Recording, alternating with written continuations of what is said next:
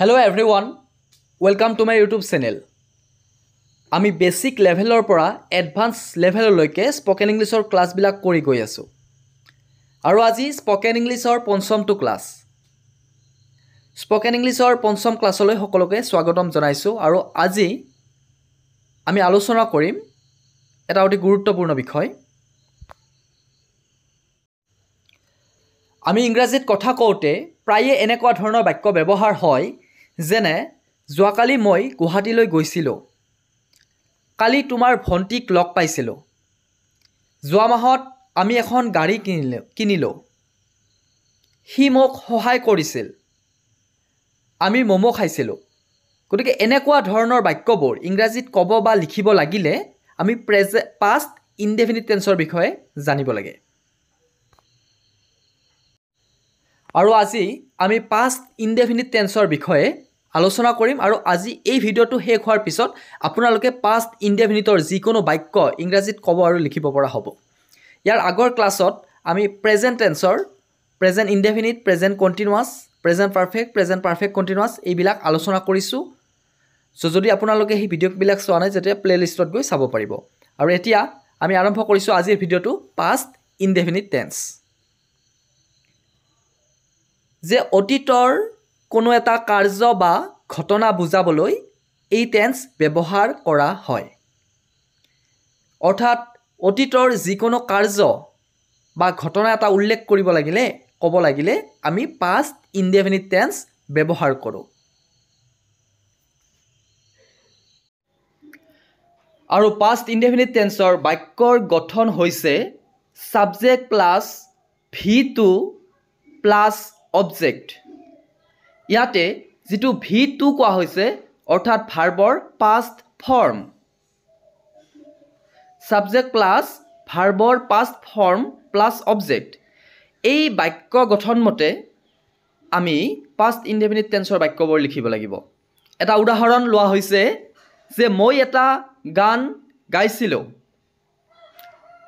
ইয়াতে মই ছাবজেক্ট আই, গাইছিলোঁ ভাৰ্ব সিং মানে গোৱা, সিং ভাৰ্বৰ পাষ্ট টেন্স চেং SANG, I sang a song, মই এটা গান গাইছিলোঁ। অৰ্থাৎ পাষ্ট ইনডেফিনিট টেন্সৰ সকলোবিলাক বাক্য যদি ওপৰত দেখুওৱা গঠনমতে লিখা হয় সম্পূৰ্ণ শুদ্ধ হ'ব। গঠনটো আপোনালোকে মনত ৰাখিব লাগিব, তেতিয়াহে বাক্যবোৰ ইংৰাজীত ক'ব পাৰিব। এতিয়া আমি কিছুমান দৈনন্দিন জীৱনত ব্যৱহাৰ হোৱা বাক্য কিছুমান উদাহৰণ হিচাপে লৈ প্ৰেক্টিছ কৰিম আৰু প্ৰেক্টিছ যিমানে বেছিকৈ কৰা হয় সিমানে আপোনালোকে ফ্লুৱেণ্ট হৈ গৈ থাকিব।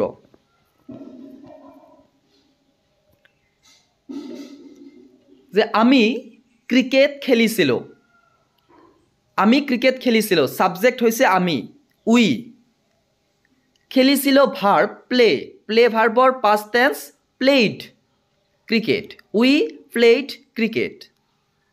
একেদৰে মই এটা গল্প পঢ়িছিলোঁ, ছাবজেক্ট মই আই, পঢ়িছিলোঁ ৰিডৰ পাষ্ট টেন্স ৰেড, স্পেলিংটো একেই থাকে, আই ৰেড এ ষ্টৰী, মই এটা গল্প পঢ়িছিলোঁ। আপোনালোকে মনৰ ভিতৰতে এনচাৰবিলাক ভাবিব, মই এনচাৰবিলাক একেলগে দি গৈছোঁ।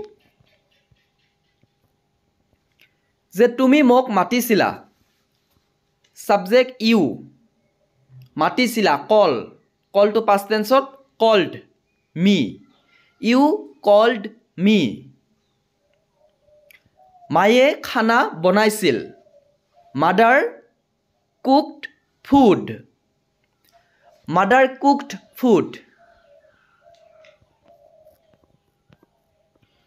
তোমালোকে গছডাল কাটিছিলা, ইউ কাট দ্য ট্ৰী।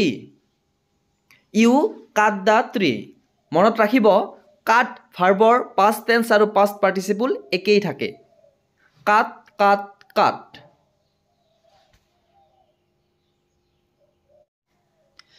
যে আমি পথাৰত দৌৰিছিলোঁ, উই ৰেন ইন দ্য ফিল্ড।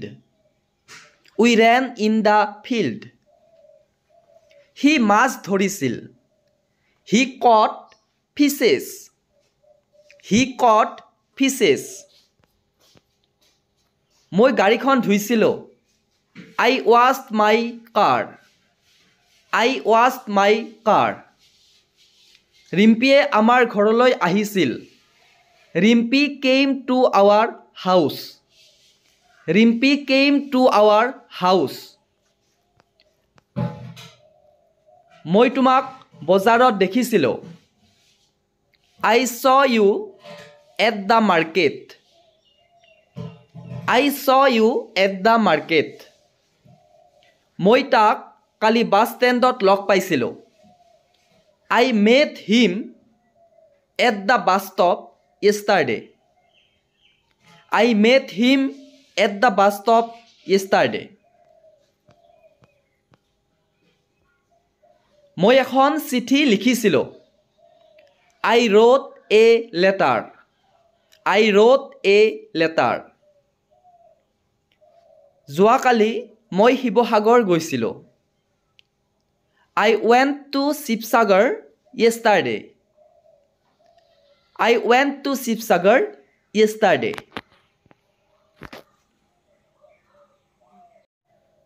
যিসকল মোৰ এই চেনেলটোত নতুন আপোনালোকে চেনেলটো ছাবস্ক্ৰাইব কৰিব আৰু ভিডিঅ'টোত লাইক কৰিব। যে আমি ফুটবল খেলিছিলোঁ। We played football.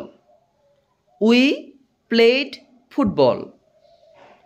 He মোক সহায় কৰিছিল. He helped me. He helped me. He মোক গালি পাৰিছিল. He scolded me. He scolded me. তুমি এটা mobile কিনিছিলা. You bought a mobile phone. You bought a mobile phone. তুমি মোক এটা উপহাৰ দিছিলা. You gave me a present বা gift যিকোনো ক'ব পাৰি. You gave me a present. তাই আমাক এটা সাধু কথা কৈছিল. She told us a story. She told us a story. He চকীখন ভাঙিছিল. He broke the chair. যে দুৰ্ঘটনাটো আমাৰ ঘৰৰ সন্মুখত ঘটিছিল.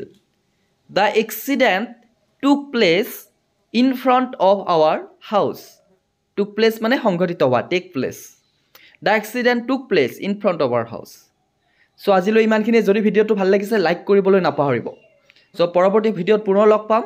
Thank you all.